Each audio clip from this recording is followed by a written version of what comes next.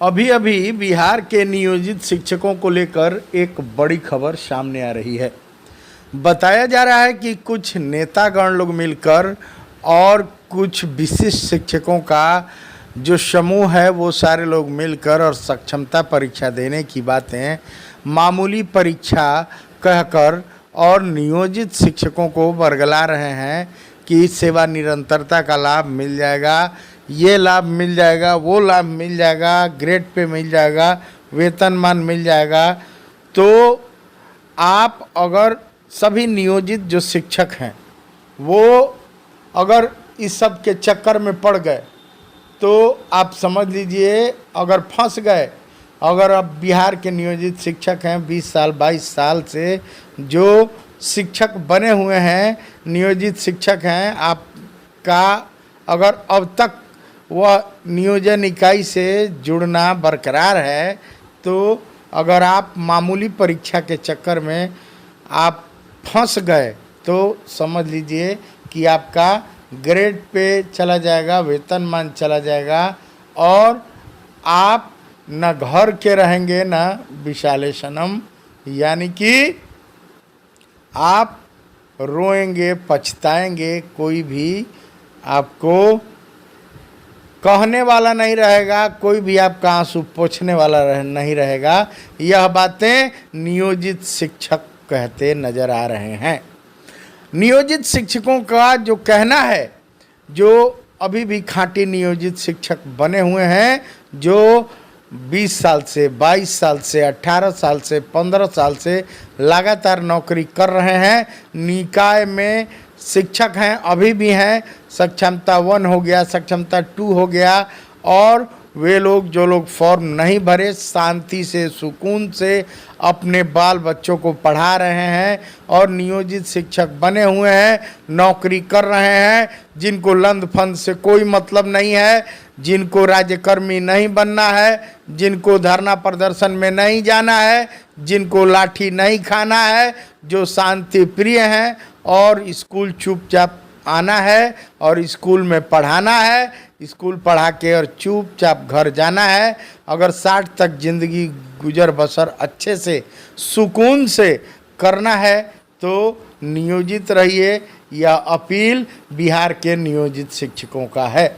बताते चलें कि अभी जो नेताजी लोग जो आज से 1 साल पहले 1.5 साल पहले जो के पाठक जी के ज़माना में लगातार कह रहे थे कि मामूली परीक्षा मत दीजिए, बीपीएससी से आप बहाल मत होइए, वहीं सक्षमता के परीक्षा को देना साजिश है, साजिश के शिकार मत होइए, वही नेताजी लोग आज लगातार कह रहे हैं कि सेवा निरंतरता की मांग की गई है।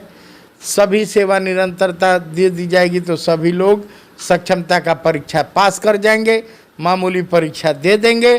अगर इसमें अगर आप फंस गए, नियोजित शिक्षक हैं, बचे हुए हैं, किसी भी तरीक़ा से बचे हुए हैं, अगर भाग्य भरोसे बच गए या किसी दिक्कत में आकर बच गए, तबीयत खराब होने के वजह से बच गए, या जैसे भी माता रानी ने आपको बचा दिया, आप नियोजित शिक्षक अभी भी हैं तो आपके बल्ले बल्ले हैं, आपको ग्रेड पे है, आपको वेतनमान है, भूल मत जाइएगा, नहीं तो पछताइएगा कि कभी आप नियोजित शिक्षक रहे हैं।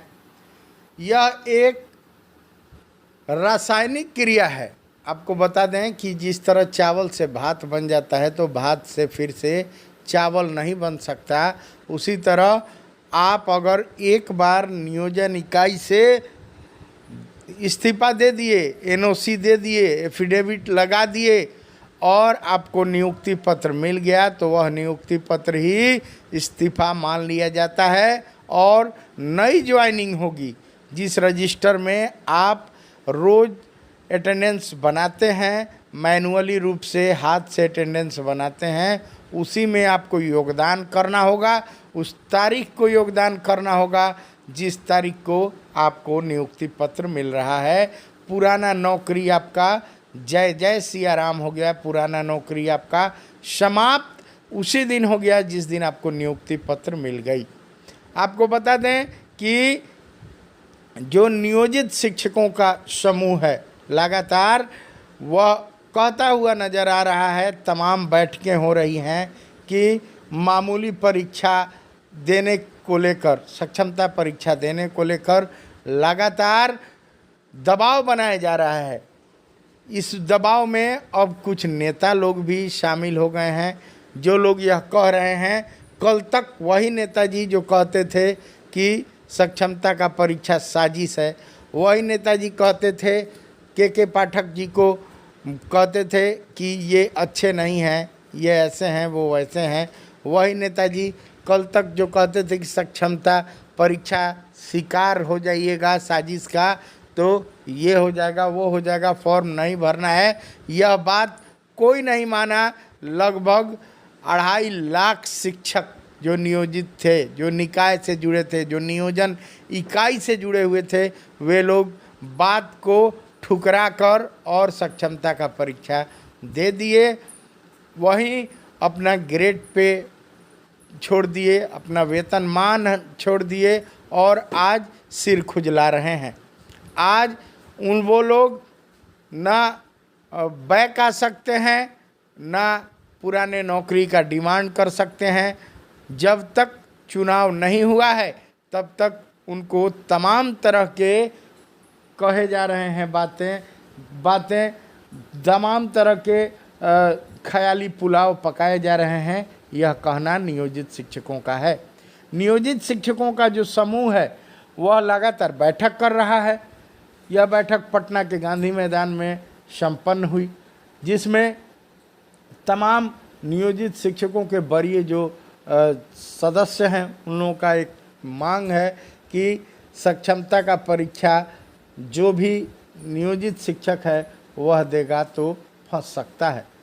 उन लोगों की बातें अगर समझें माने तो सक्षमता का परीक्षा मामूली परीक्षा भले ही हो सकता है, लेकिन जो नियोजित शिक्षक हैं, जो नियोजन इकाई से बहाल शिक्षक हैं, उन लोगों को 5200 से लेके 20,200 का वेतनमान है। वहीं ग्रेड पे है 2000 का। सभी नियोजित शिक्षकों ने कई बार हाई कोर्ट पटना में केस किया था प्रोन्नति को लेकर। जो 12 वर्षों तक लगातार सेवा दे रहे हैं उन लोगों को प्रोन्नति भी मिलेगा। हाई कोर्ट पटना का आदेश है कि सभी को बिहार सरकार के द्वारा प्रोन्नति देना पड़ेगा, यानी कि आने वाले समय में उन नियोजित शिक्षकों के बल्ले बल्ले हैं।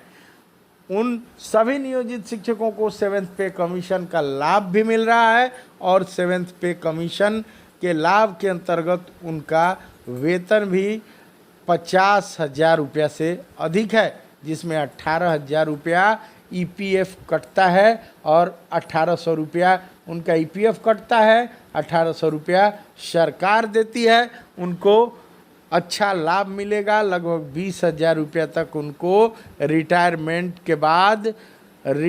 के बाद उनको पेंशन भी मिलेगा। लेकिन जैसे ही मामूली परीक्षा के चक्कर में वो लोग फंसेंगे, मामूली परीक्षा देते ही जैसे ही वो एफिडेविट लगाएंगे नियोजन इकाई से, वो किनारा कस लेंगे।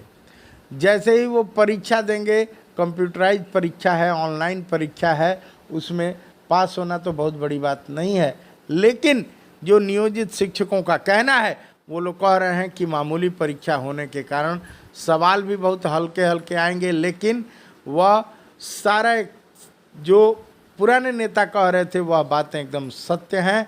जो भी कह रहे थे कि साजिश है, तो नियोजित शिक्षकों का जो समूह है, जो गांधी मैदान में बैठकर और आवश्यक बैठक जो कर रहे थे, उनका भी कहना है कि सक्षमता परीक्षा भले ही मामूली परीक्षा है।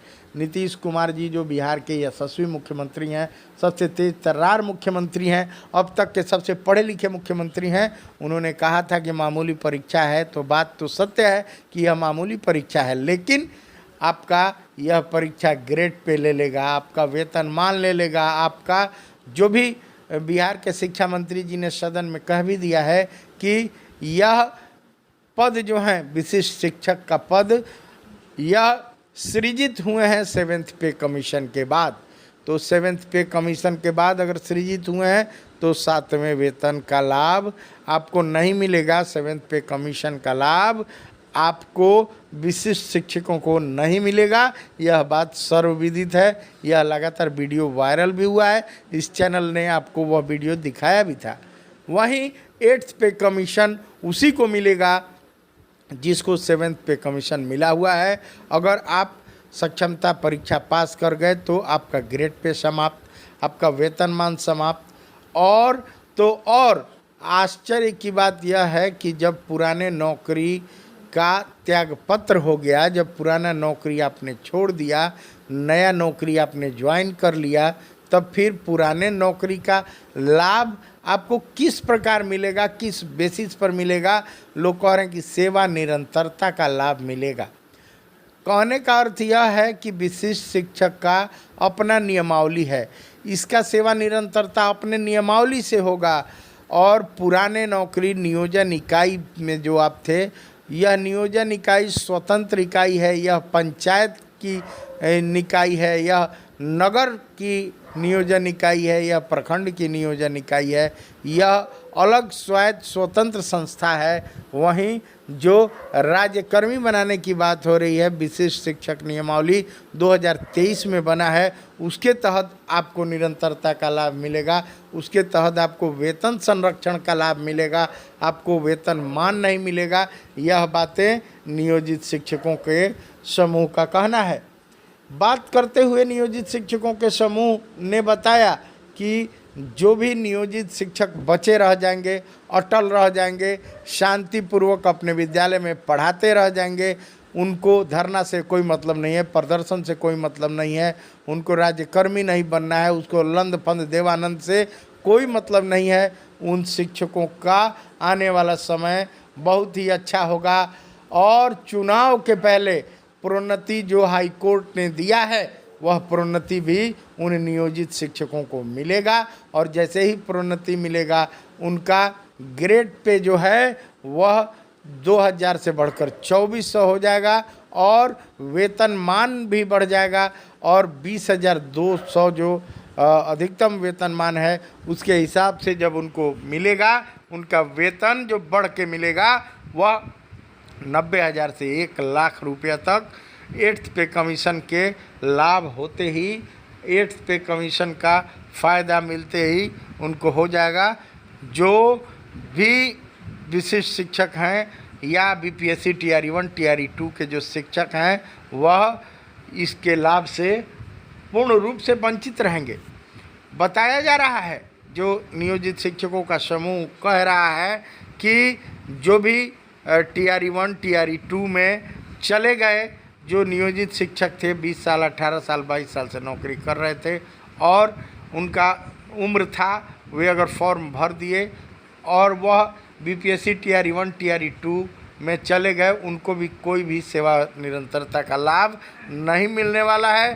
अगर यह कोई भी कह रहा है, चाहे वह नेता हो, चाहे कोई भी पदाधिकारी हो, या उनका कोई भाई हो या बंधु हो, कोई भी अगर कह रहा है कि पुराने नौकरी का यानी नियोजन इकाई का लाभ निरंतर आप वह नौकरी किए हैं उसका लाभ आपको दिया जाएगा, आप टीआरई 1 टीआरई 2 में भले ही चले गए हैं, आप विशिष्ट शिक्षक भले ही बन गए हैं, यानी विद्यालय अध्यापक अगर बन गए और पुराने नौकरी का निरंतर लाभ आपको दिया जाएगा, यह कोई कह रहा है तो यह जान लीजिए कि ख्याली पुलाव है। यह मुंगेरी लाल का हसीन सपना कहा जा सकता है। मुंगेरी लाल के हसीन सपने मत देखिए। और जो भी नियोजित शिक्षक बचे हुए हैं, जिनकी संख्या 1,00,000 तक है, उनका कहना है, गांधी मैदान जो पटना में अत्यावश्यक बैठक चल रही थी, उनका कहना है कि प्रोन्नति भी मिलेगी, आप हेडमास्टर भी हो जाइएगा अगर नियोजित बने रहे तब। अगर जैसे ही टीआरई 1 टीआरई 2 टीआरई 3 में चले गए, या विद्यालय अध्यापक बनकर विशिष्ट शिक्षक बन गए, या बीपीएससी टीआरई 1 टीआरई 2 टीआरई 3 के चक्कर में जो फंसे हैं, उनको देख लीजिए, उनसे पूछ लीजिए, उनको न वेतनमान है। एचआरएमएस पर देख लीजिए, न वेतनमान न ग्रेड पे। अगर आप नहीं समझ रहे हैं तो आप समझिएगा। देखिए क्या यह बात कितने लोगों को समझ में आती है, कितने लोग समझ पाते हैं, कितने नियोजित शिक्षक अभी भी समझ नहीं पा रहे हैं, वह भुगतेंगे। यह बातें कहना है नियोजित, जो खांटी अभी तक नियोजित शिक्षक बचे हुए हैं, उन लोगों का कहना है कि अभी भी कुछ नियोजित शिक्षकों को बरगलाया जा रहा है। टीआरई 1 टीआरई 2 में बहुत सारे नियोजित शिक्षक फंस गए, जिनका ग्रेड पे चला गया, वेतनमान चला गया। वहीं कुछ बचे हुए 2.5 लाख के आसपास फिर से विशिष्ट शिक्षक बन गए। तो उन लोगों से नियोजित शिक्षकों का अपील है, बड़ा अपील है कि वो अगर इसमें फंसना चाहते हैं तो अपना ग्रेड पे गंवा देंगे, अपना वेतनमान गंवा देंगे। चलिए, जैसा होता है आपको बताएंगे। नियोजित शिक्षकों का कहना है कि हम लोगों का बताना कर्तव्य है, जिसको दलदल में फंसना है अपना फंस जाइए। कोई क्या करेगा बाद में समझ में आएगा, जब वो कोई आंसू पोंछने वाला नहीं रहेगा, वो रोएंगे। चलिए, बने रहिए। यह चैनल कैसा लगा, आप अब तक सब्सक्राइब नहीं किए हैं तो चैनल को सब्सक्राइब ज़रूर कर लीजिए। दीजिए प्रवीण मिश्रा बुलबुल को इजाज़त, ऐसे ही विशेष कुछ लेकर आएंगे।